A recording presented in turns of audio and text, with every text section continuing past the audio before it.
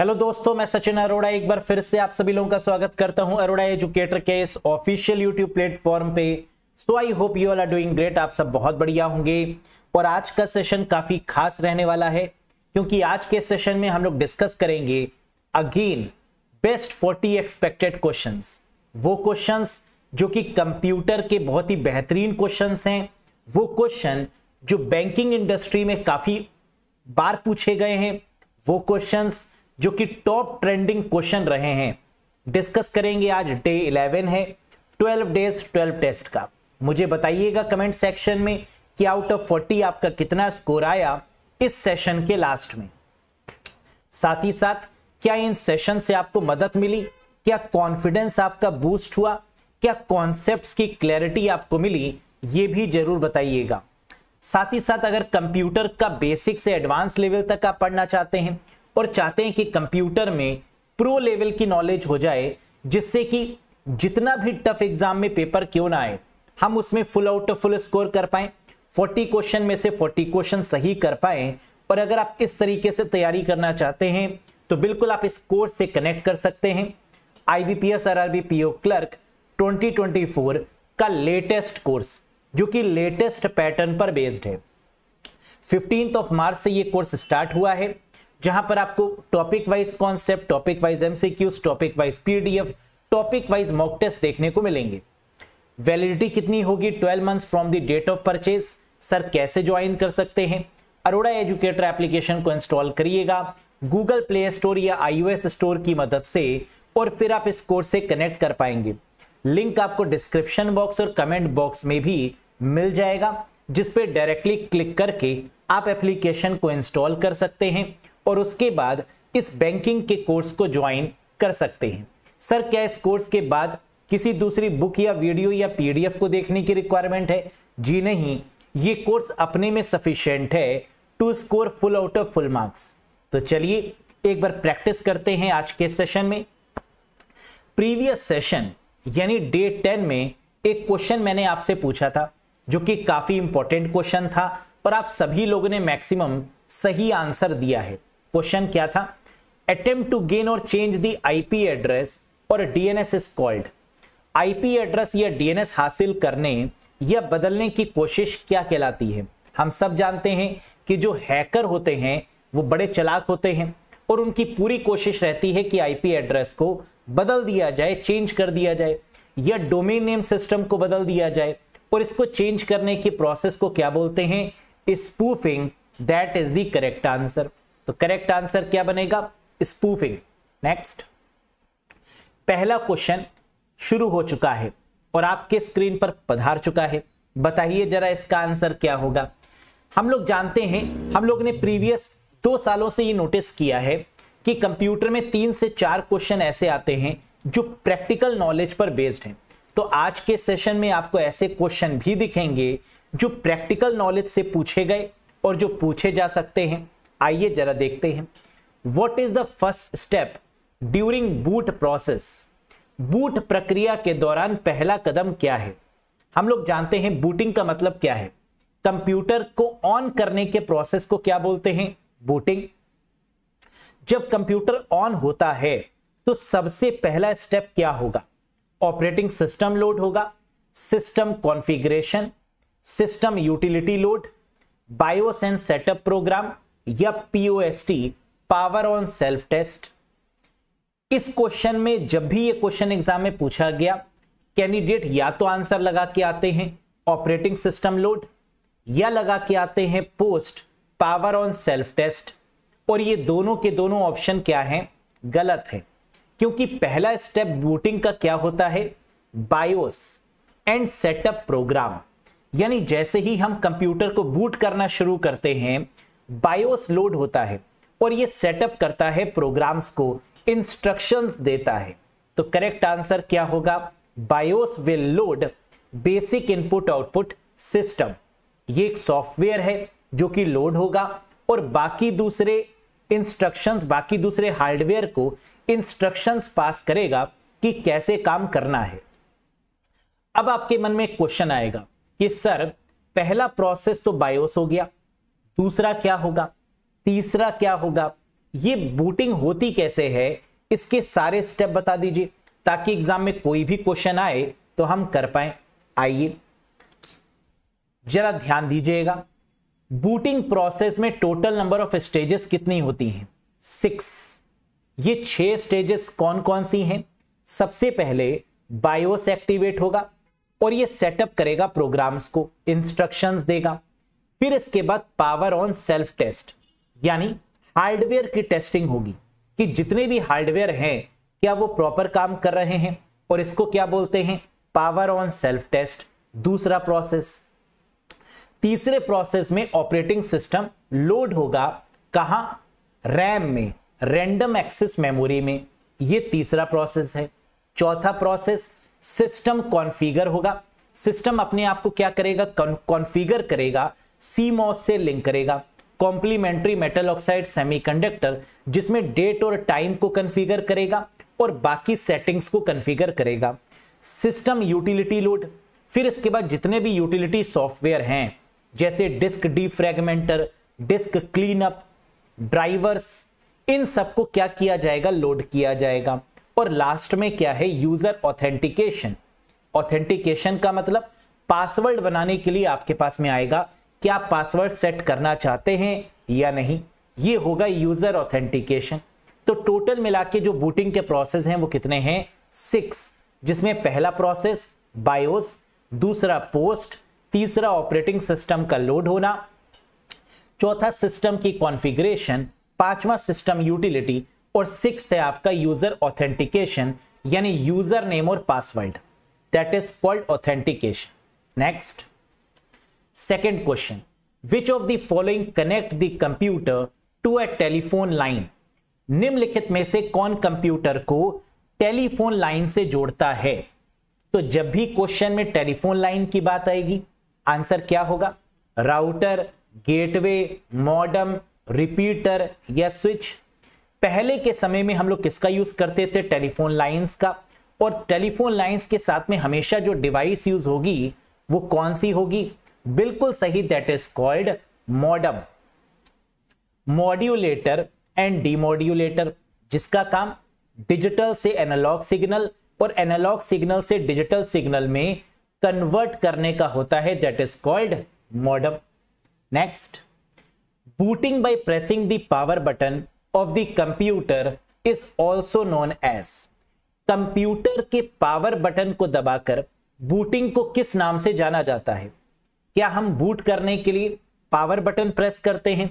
जी हां, कभी कभी हम ऑफ करने के लिए भी पावर बटन का प्रेस करते हैं जब लैपटॉप या कंप्यूटर पर्सनल ना होकर ऑफिस का होता है ना। तो कहते हैं कौन ऑल्ट F4 करे, कौन सभी फाइल्स को बंद करे। तो ज्यादातर लोग जल्दी में क्या करते हैं? सीधे पावर बटन को प्रेस करते हैं और टाटा बाय बाय कर देते हैं, सारी एप्लीकेशंस को क्लोज कर देते हैं, शट डाउन कर देते हैं। तो इस तरीके की बूटिंग प्रोसेस को क्या बोलते हैं?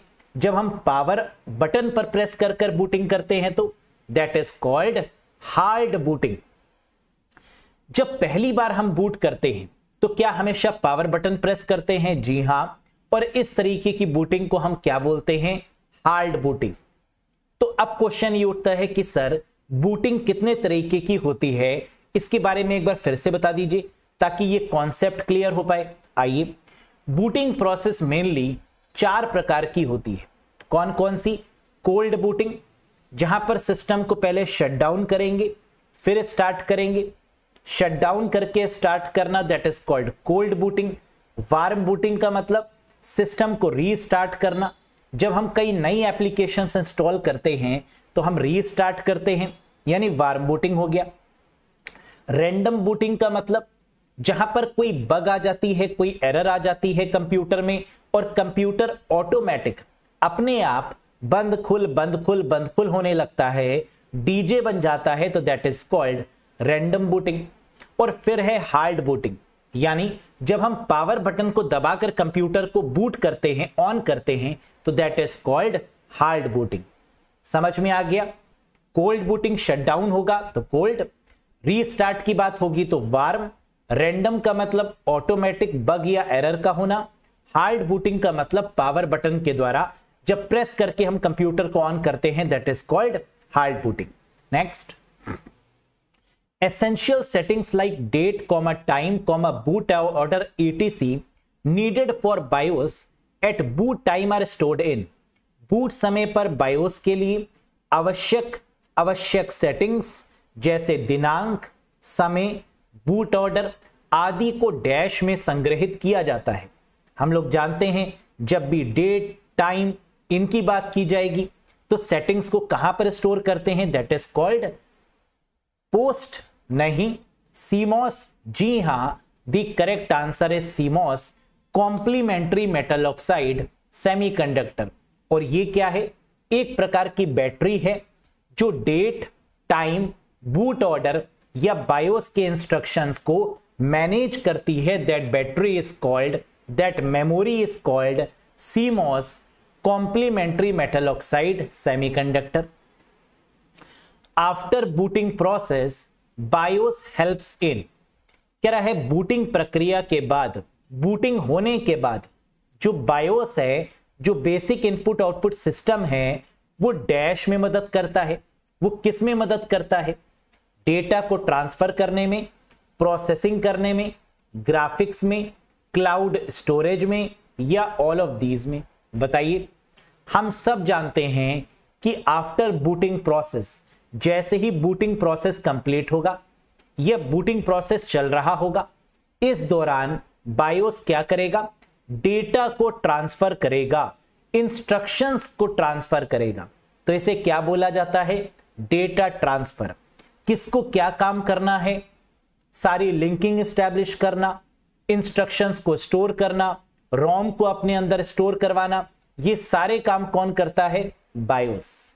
क्लियर है, very good. One short beep during post denotes dash of computer. Beep से एक क्वेश्चन आएगा ही आएगा। क्या है ये क्वेश्चन, पोस्ट के दौरान, पोस्ट का मतलब पावर ऑन सेल्फ टेस्ट के दौरान एक छोटी बीप कंप्यूटर को क्या दर्शाती है।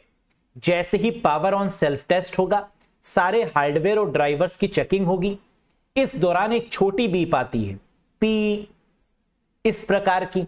ये जो छोटी बीप है ये क्या दर्शाती है, normal booting process, error code displayed on screen, screen पर प्रदर्शित त्रुटि कोड, पावर प्रॉब्लम, बिजली की समस्या, मदरबोर्ड में प्रॉब्लम, मदरबोर्ड की समस्या, या ऑल ऑफ दीज। या आता है, बताएंगे नहीं। करेक्ट आंसर क्या होगा, एक छोटी बीप अगर होगी तो इसका मतलब नॉर्मल बूटिंग है, सामान्य तौर पर बूटिंग आपकी कंप्लीट हो गई, that is called normal booting, one short beep. समझ में आया, अगर एक बीप आएगी तो इसका मतलब बूटिंग कैसी है, नॉर्मल, सामान्य बूटिंग हो रही है, बल्ले बल्ले है। One short and one long beep, एक छोटी और एक बड़ी बीप अगर सुनाई देती है during post denotes dash of computer, post के दौरान, पावर ऑन सेल्फ टेस्ट के दौरान, तो इसका मतलब पोस्ट के दौरान एक छोटी और एक लंबी बीप कंप्यूटर में क्या दर्शाती है, छोटी बीप मतलब पी, बड़ी बीप का मतलब पी, है ना, इस प्रकार की। तो एक छोटी बीप आती है और एक बड़ी बीप आती है। अगर ये दो बीप्स आई तो इसका मतलब दाल में कुछ काला है, इसका मतलब मदरबोर्ड में प्रॉब्लम है। तो one short and one long beeps means motherboard में कुछ समस्या है। अब मदरबोर्ड को चेक करना होगा। One short one long beep means motherboard में प्रॉब्लम है, मदरबोर्ड में समस्या है। और अगर एक छोटी बीप आई इसका मतलब सब चंगा, है ना, सब चंगा सी, यानी नॉर्मल बूटिंग प्रोसेस है, सामान्य बूटिंग प्रोसेस है।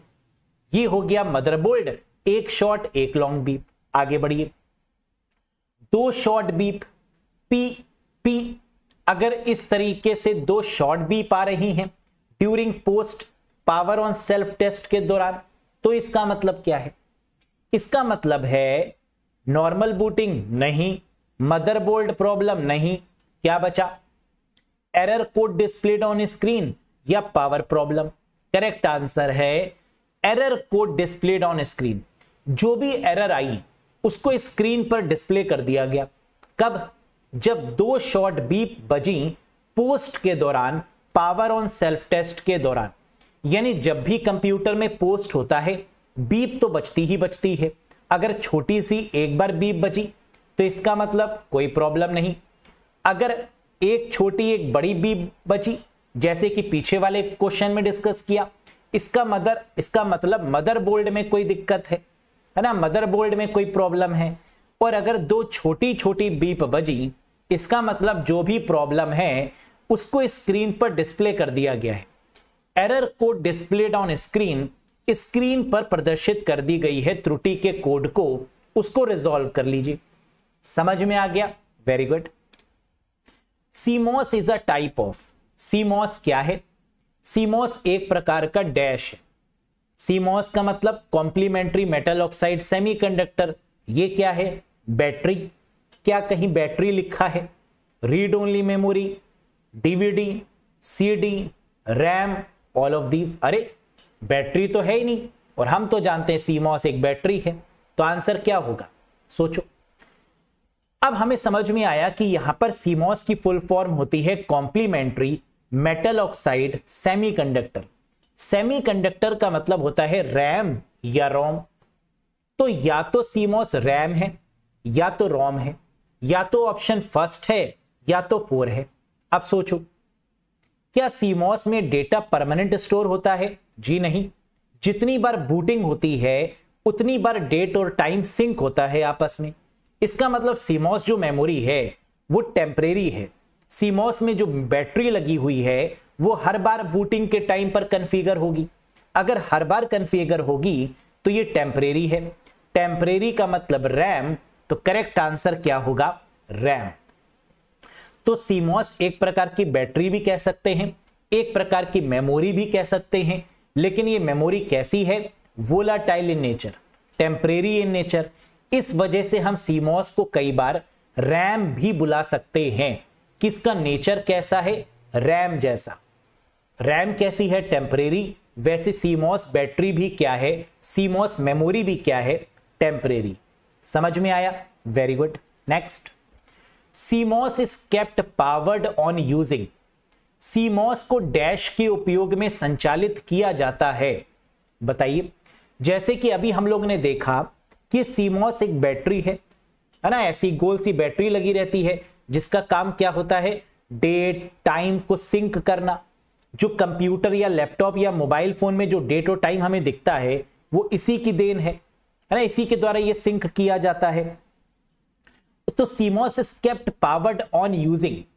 तो कह रहा है इसमें जो बैटरी लगती है वो कौन सी है?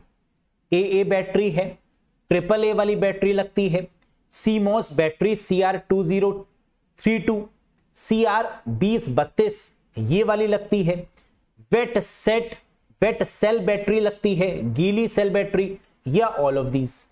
करेक्ट आंसर क्या होगा? ऑप्शन नंबर 3, CR2032 नाम की बैटरी का प्रयोग होता है ना। आइए जरा एक बार देख भी लेते हैं कि आंसर CMOS बैटरी तो होगा, ये तो सही है, लेकिन ये बैटरी की जो नंबर है वो क्या है?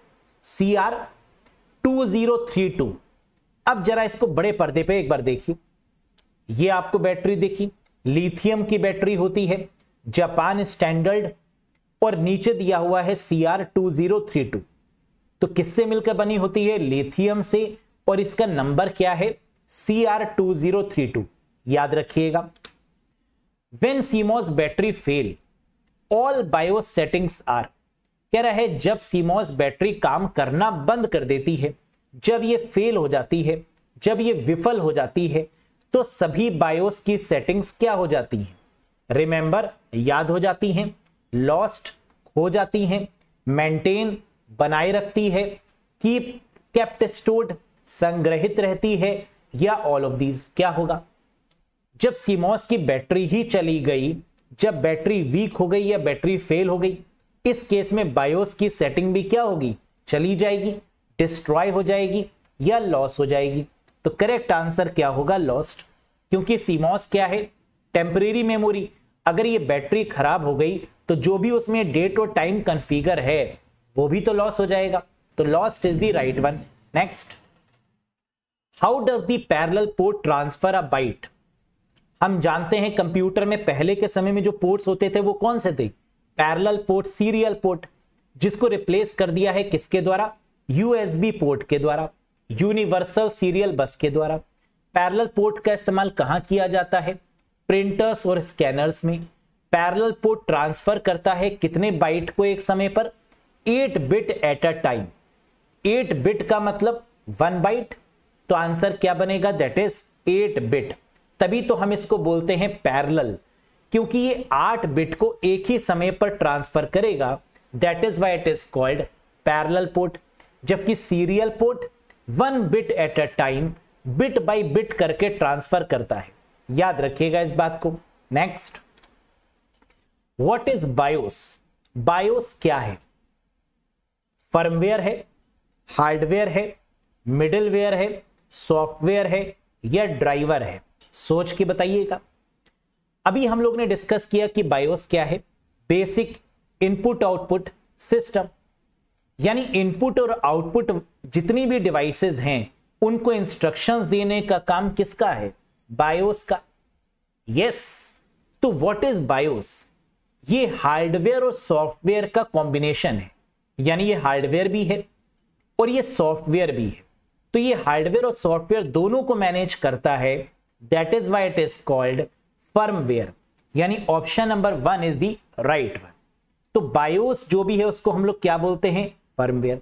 तो जब भी हम लोग बायोस की सेटिंग्स को ओपन करते हैं तो हमें नीचे लिखा हुआ दिखता भी है कि that is called a BIOS firmware, which means it is the combination of both hardware and software.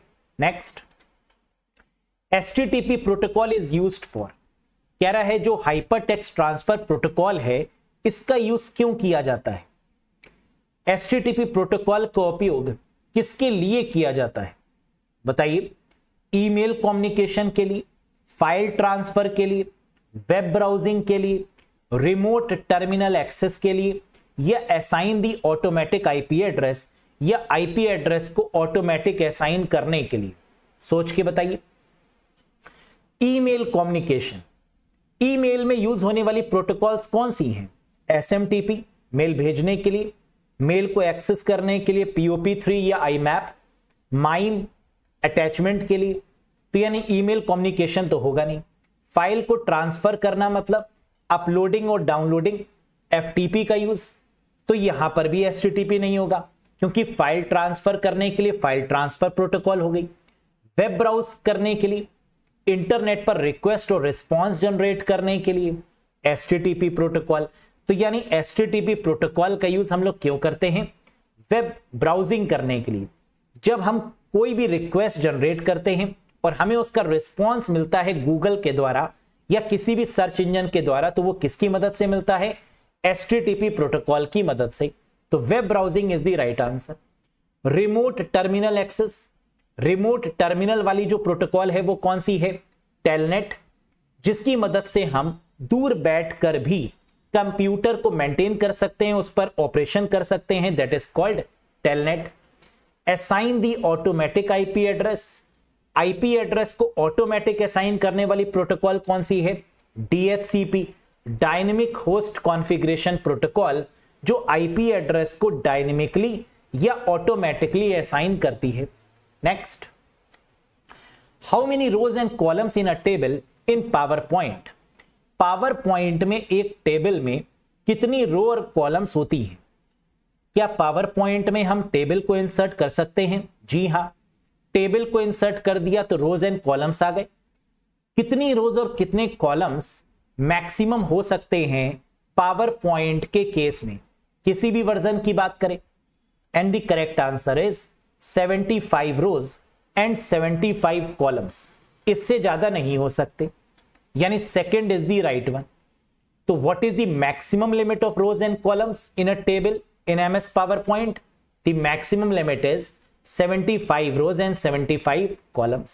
Next, which of the following term is synonymous to ejecting a disk?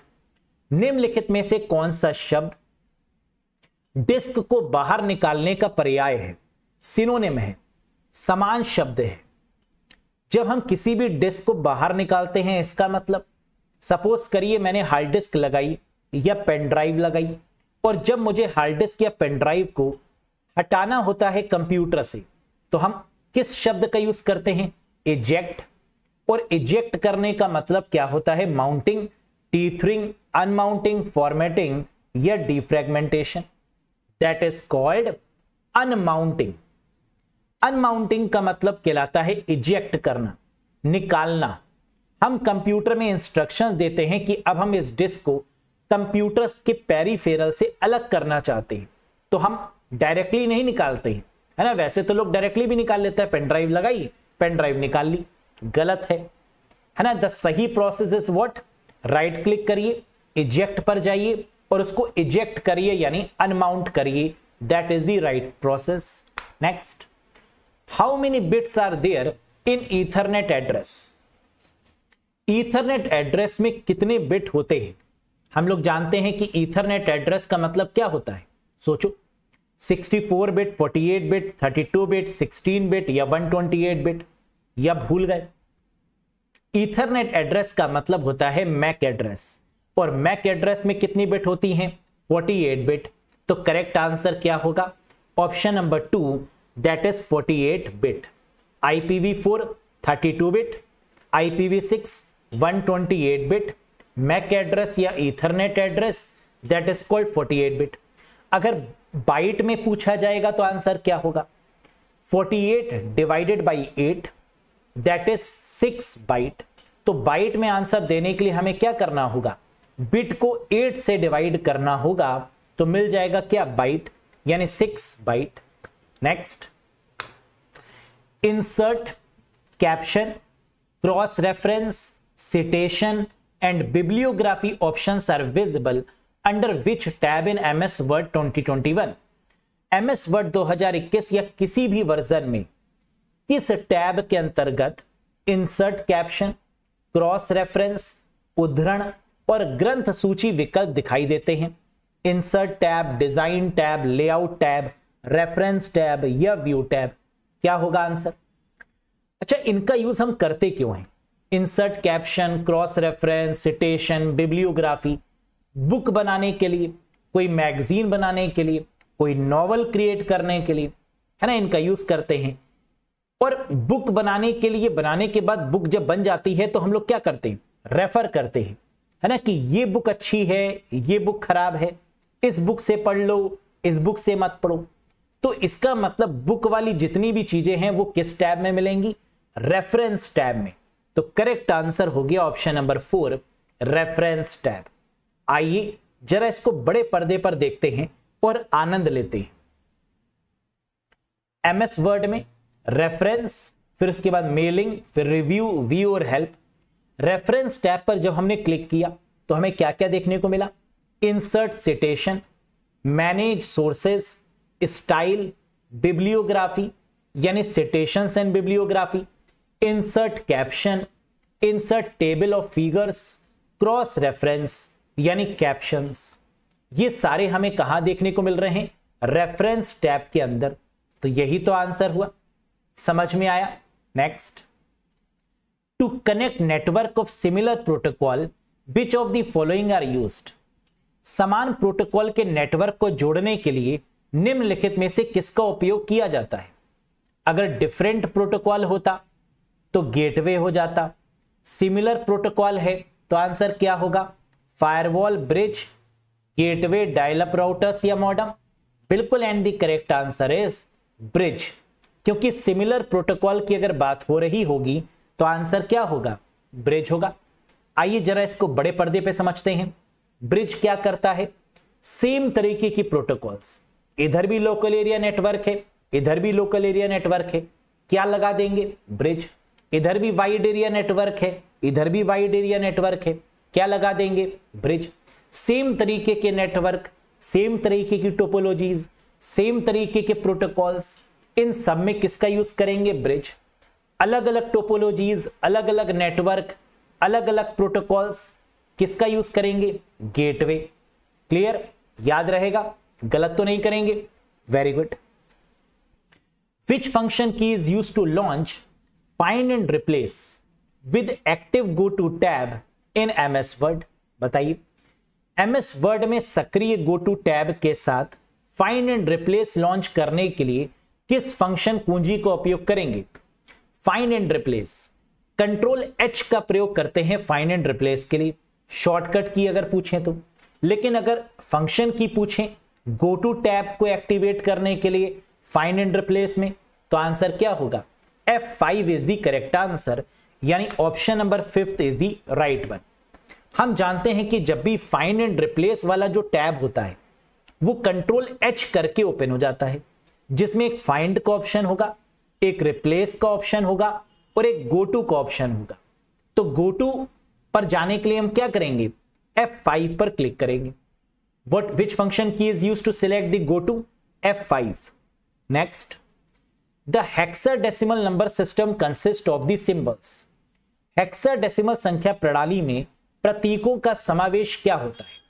Binary का मतलब 2, डेसिमल का मतलब 0 to 9, binary base 10, hexadecimal का मतलब 16, मतलब 0 से लेकर 15, और 0 से लेकर 15 का मतलब 0 से लेकर 9 और A से लेकर F। तो करेक्ट आंसर होगा ऑप्शन नंबर 2, 0 to 9 और A to F।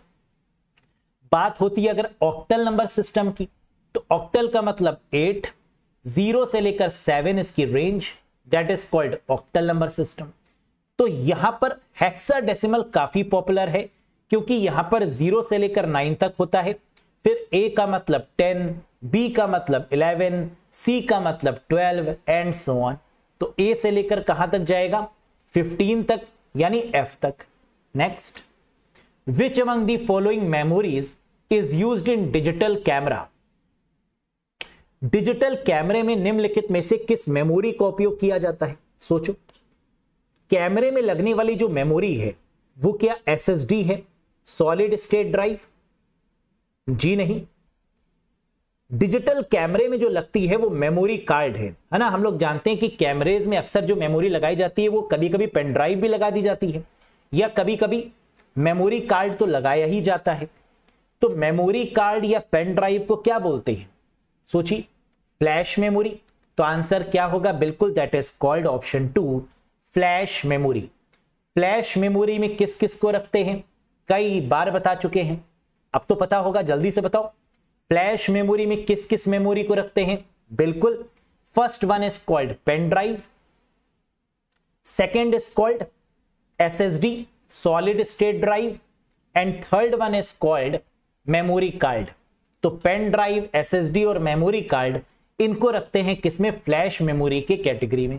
Next, what type of DRAM is synchronised with the system clock. किस प्रकार की DRAM सिस्टम क्लॉक के साथ सिंक्रोनाइज की जाती है? बताइए। सिस्टम क्लॉक को सिंक करने के लिए, यानी CMOS, complementary metal oxide semiconductor, है ना, जिसका मतलब ही है डेट और टाइम को सिंक करके रखना। यहां पर कौन सी मेमोरी लगी हुई है जो सिंक्रोनाइजेशन में मदद कर रही है? वो रैम है, नो डाउट। अभी हम लोग ने पीछे समझा भी था कि CMOS क्या है? एक प्रकार की रैम है, लेकिन कैसी रैम? SD रैम, यानी सिंक्रोनस डायनेमिक रैम।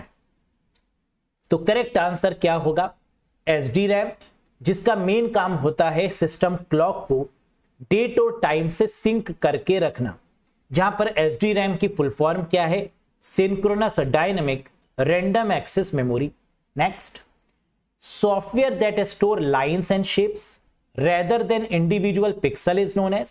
बताइए, वह सॉफ्टवेयर जो व्यक्तिगत पिक्सल के बजाय रेखाओं और आकृतियों के संघ को संग्रहित करता है उसे क्या कहते हैं? हम जानते हैं जितनी भी इमेजेस हैं वो पिक्सल से मिलकर बनी होती है ना। Images are made up of pixels. वो इमेजेस जिनमें पिक्सल का यूज होता है उन्हें बोलते हैं रास्टर इमेजेस, जो ब्लर हो जाया करती हैं। लेकिन वो इमेजेस जिनमें पिक्सल का यूज ना करके लाइंस और शेप्स का यूज करते हैं, इन्हें बोलते हैं वेक्टर इमेजेस, जिनकी क्वालिटी सुप्रीम होती है। तो आंसर क्या बनेगा? Vector graphic software is the right one, जो कि बेटर होते हैं रास्टर इमेजेस के कंपैरिजन में। ये ब्लर नहीं होते, इन्हें आप जितना भी जूम करके देख लीजिए, ये इमेजेस कभी ब्लर नहीं होंगी। और वेक्टर ग्राफिक्स का यूज हम किस लिए करते हैं? बड़ी बड़ी कंपनीज के लोगों को डिजाइन करने के लिए, बैनर्स को बनाने के लिए, पोस्टर्स को बनाने के लिए। और यहां पर जो सॉफ्टवेयर यूज किया जाता है वो कौन सा है? कोरल ड्रॉ, एडोब इलस्ट्रेटर जैसे सॉफ्टवेयर्स का यूज करते हैं। Next, gutter margin can be set to. Gutter margin क्या होती है? प्रिंटिंग के दौरान बाइंडिंग के लिए छोड़ी गई margin, that is called gutter margin. अगर ये मार्जिन नहीं छोड़ेंगे तो क्या होगा? बाइंडिंग के दौरान पेजेस का जो टेक्स्ट है ना, वो बाइंड हो जाएगा बीच में ही। तो इसलिए हम लोग क्या करते हैं? प्रिंटिंग के दौरान बाइंडिंग के लिए कुछ मार्जिन छोड़ते हैं, that is called gutter margin. और ये किस तरफ होती है? या तो ऊपर होगी या तो लेफ्ट हैंड साइड में होगी। तो करेक्ट आंसर क्या है? It is left and top. या तो ये लेफ्ट साइड में होगी या तो ये टॉप में होगी, है ना, दो ही तरफ ये हो सकती है। Next, the UDP and IP is an example of. कह रहा है यूडीपी एक प्रोटोकॉल है, आप जानते हैं, यूजर डेटाग्राम प्रोटोकॉल, और आईपी भी एक प्रोटोकॉल है, इंटरनेट प्रोटोकॉल। ये किसका एग्जाम्पल है? सोचो। कनेक्शन ओरिएंटेड प्रोटोकॉल हो नहीं सकता, क्योंकि कनेक्शन ओरिएंटेड में टीसीपी आती है। कनेक्शन लेस प्रोटोकॉल, जी हां, यूडीपी और आईपी पर भरोसा नहीं किया जा सकता, ये नॉन रिलायबल है, ये अनरिलायबल है। तो इसका मतलब ये कनेक्शन लेस प्रोटोकॉल हैं। ये बात बिल्कुल सही है। समझ में आ गया? टीसीपी क्या है? कनेक्शन ओरिएंटेड, जिस पर सबसे ज्यादा रिलाई किया जा सकता है, भरोसा किया जा सकता है। जबकि यूडीपी और आईपी क्या है? कनेक्शन लेस, जिस पर भरोसा नहीं किया जा सकता। Next, software that monitor your online computer activities is known as. वह सॉफ्टवेयर जो आपकी ऑनलाइन कंप्यूटर गतिविधियों पर नजर रखता है उसे क्या बोलते हैं? मॉनिटर शब्द कभी भी मिल जाए तो आंसर क्या होगा? मॉनिटर करने का मतलब फॉलो करना, स्पाई करना, तो यानी spyware is the correct answer. कोई देख रहा है, छुपकर आपकी एक्टिविटीज को फॉलो कर रहा है, मॉनिटर कर रहा है, मींस स्पाईवेयर। और स्पाईवेयर का जो लेटेस्ट एग्जाम्पल है वो क्या है? पिगासस। और एग्जाम में ये क्वेश्चन भी पूछा जाता है कि ये जो पिगासस है ये क्या है? आंसर होगा स्पाईवेयर। पिगासस एक घोड़े का नाम है बेसिकली, है ना, इसको जादुई घोड़ा बोला जाता है। कहा जाता है कि अगर आपकी कोई भी विश है तो वो अगर आप इस घोड़े के सामने मांगते हैं तो वो पूरी हो जाती है ना, तो दैट इज कॉल्ड पिगासस। लेकिन इस पिगासस मैलवेयर का प्रयोग किसके द्वारा किया गया था? है ना, अभी काफी चर्चा में भी रहा था ये, क्योंकि काफी सारे एंड्रॉइड और आईओएस फोन्स में ये पिगासस नाम का जो सॉफ्टवेयर है ये पाया गया था, है ना, that's why it is more famous recently. Next, a dash file is an MS Excel file format that is the standard for storing tabular data in text form. बताइए, एक डैश फाइल एक एमएस एक्सेल फाइल फॉर्मेट है जो tabular data को text form में store करने का एक मानक है। अगर एक्सेल के साथ में टेबुलर डेटा की बात होगी तो हमेशा आंसर क्या होगा? टेबुलर डेटा मतलब टेबल्स के फॉर्म में डेटा, रोज एंड कॉलम्स के फॉर्म में व्यवस्थित किया गया data, that is called CSV file, comma separated value. तो आंसर क्या बनेगा? सीएसवी। और सीएसवी की फुल फॉर्म भी काफी इंपॉर्टेंट है, comma separated values. Next, to fetch data from secondary memory which one of the following register is used. Secondary memory से data लाने के लिए निम्नलिखित में से किस रजिस्टर का प्रयोग किया जाता है? सेकेंडरी मेमोरी मतलब hard disk, SSD, floppy disk, इसी को तो बोलते हैं secondary memory, pen drive. Secondary memory को कई बार ऑक्सिलरी मेमोरी भी बोलते हैं। तो सेकेंडरी मेमोरी से डेटा को लाना ये किस रजिस्टर का काम है? आंसर है MAR, मेमोरी एड्रेस रजिस्टर। ये क्या करता है? डेटा को फेच करके लाता है, कहां से? सेकेंडरी मेमोरी से। और कहां रखता है? प्राइमरी मेमोरी में। कौन सा register? Memory address register.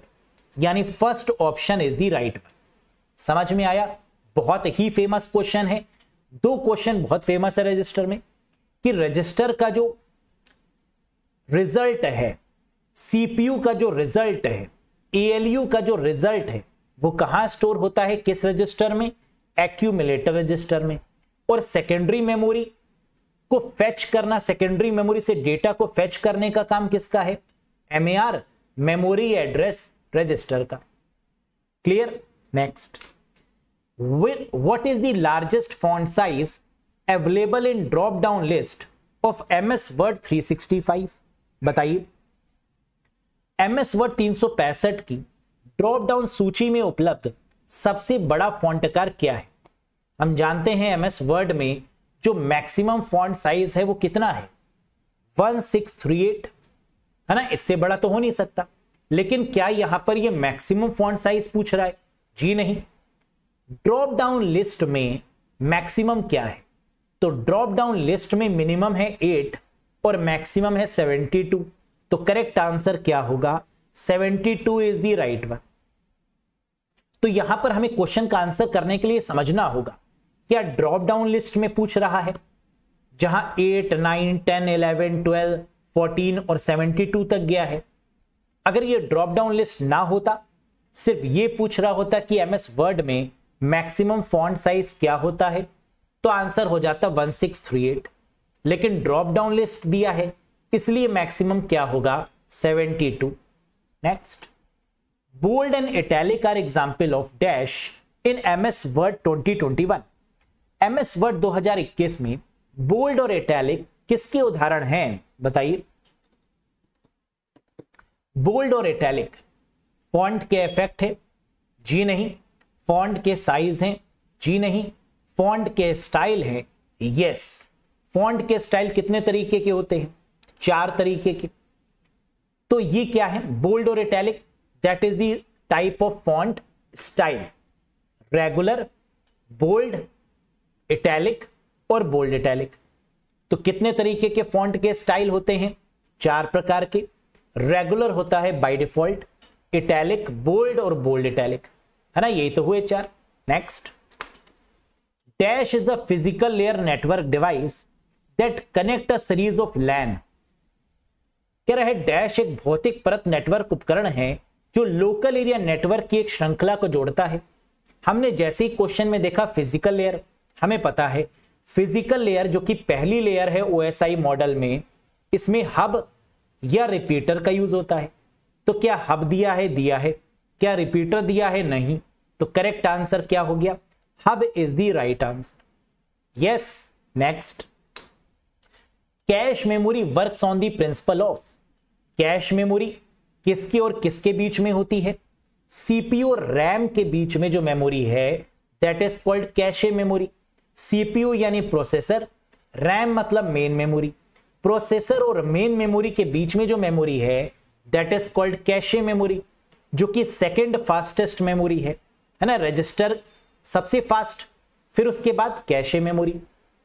Cache memory किस प्रिंसिपल, किस मैकेनिज्म पर काम करता है? तो करेक्ट आंसर है locality of reference.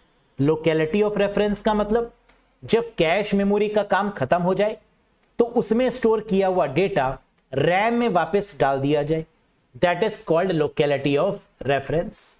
Next, flash memory is made up of. Flash memory किससे बनी होती है? हम जानते हैं EEPROM का एडवांस्ड फॉर्म है फ्लैश मेमोरी। तो flash memory is made up of ROM, और we can say it is made up of EEPROM, electrically erasable programmable read only memory. तो करेक्ट आंसर होगा option number 4, electrically erasable programmable read only memory. Flash memory कितने तरीके की? 3 तरीके की, pen drive, SSD solid state drive और memory card. These are called flash memory. Next, which is the shortcut key to start the presentation in presenter view. Presenter view में presentation शुरू करने के लिए कौन सी शॉर्टकट कुंजी है? हम जानते हैं अगर हमें प्रेजेंटेशन को शुरू से शुरू करना हो, फ्रॉम द बिगिनिंग, तो F5 का यूज करते हैं।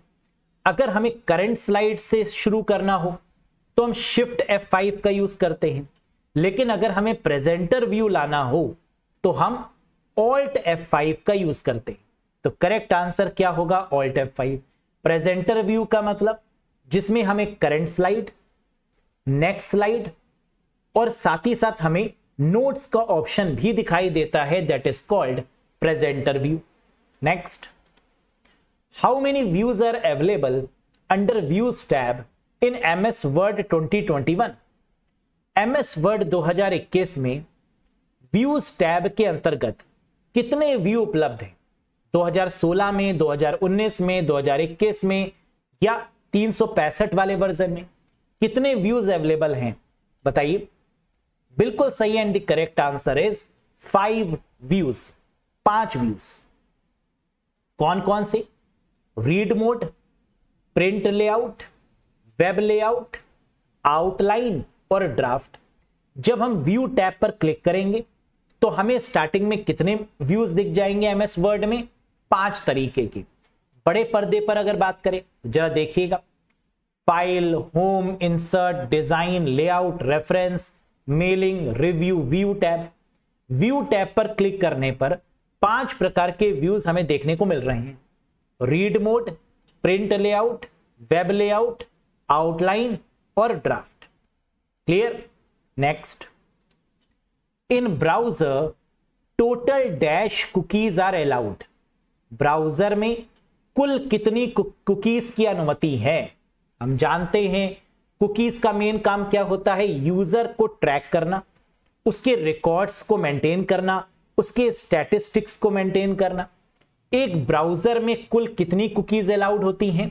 300 कुकीज, यानी option number 3 is the right one. Cookies send कौन करता है? सर्वर। कुकीज स्टोर कहां पर होती हैं? ब्राउजर या क्लाइंट में। और कुकीज का मेन काम क्या है? सर्वर साइड प्रोग्रामिंग, है ना। कुकीज क्या कहलाती हैं? सर्वर साइड प्रोग्रामिंग कहलाती हैं। Next, operating system that are owned and licensed by a corporation are called. किसी निगम के स्वामित्व और लाइसेंस प्राप्त ऑपरेटिंग सिस्टम को क्या कहा जाता है?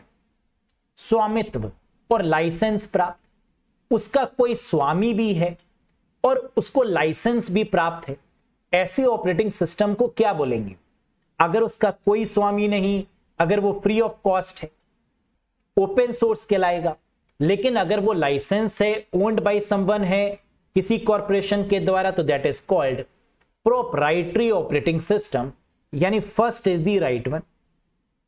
अगर उसका सोर्स कोड ओपन है तो वो ओपन सोर्स हो गया, लेकिन अगर owned and licensed by a corporation तो प्रोप्राइटरी हो गया। अब जरा एग्जांपल्स देख लो। ओपन सोर्स सॉफ्टवेयर कौन कौन से होंगे? लाइनेक्स, एंड्रॉइड, जावा, PHP, VLC media player, blender, Firefox, ये सब आपके क्या है? Open source.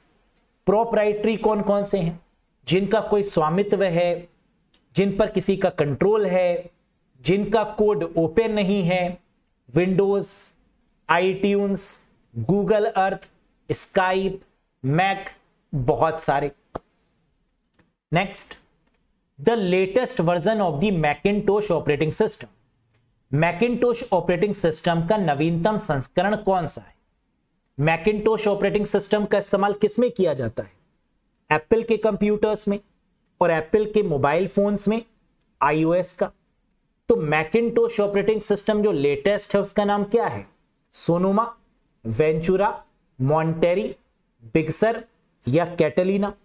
हम जानते हैं ये जितने भी वर्जन यहां लिखे हैं ये सब मैकिंटोश ऑपरेटिंग सिस्टम के वर्जन हैं, लेकिन लेटेस्ट जो वर्जन है दैट इज कॉल्ड सोनोमा, यानी first option is the correct one, जिसे मैक ऑपरेटिंग सिस्टम 14 के नाम से जाना जाता है। कब लॉन्च किया गया? सितंबर 26, 2023 को लॉन्च किया गया and that is called Sonoma. Next, in how many ways email hacking can be done. Email hacking को कितने तरीके से किया जा सकता है? 5, 6, 3, 4, 2 या आता है बताएंगे नहीं। सोचिए, क्या ईमेल प्रोटेक्टेड है?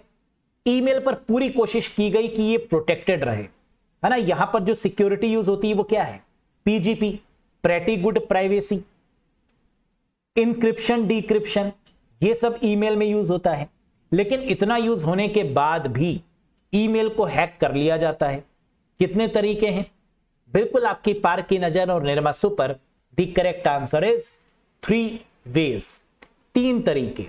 कौन कौन से, फिशिंग अटैक करके, man in the middle attack, password guess करके और वायरस के द्वारा। तो there are 3 ways by which we can hack the email, phishing, man in the middle attack, password guessing and virus. तो इसी के साथ 40 बेस्ट क्वेश्चंस का सफर कंप्लीट होता है। आउट ऑफ 40 आपने कितना स्कोर किया कमेंट करके जरूर बताइएगा।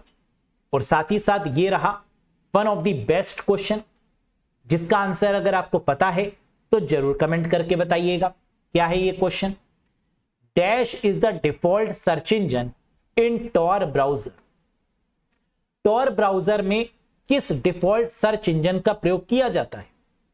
अगर हम ब्राउजर यूज कर रहे हैं टॉर, द अनियन राउटर, तो इसके रिस्पेक्ट में जो सर्च इंजन होगा वो कौन सा होगा, Google Chrome, Yahoo, DuckDuckGo, Yandex या ask.com।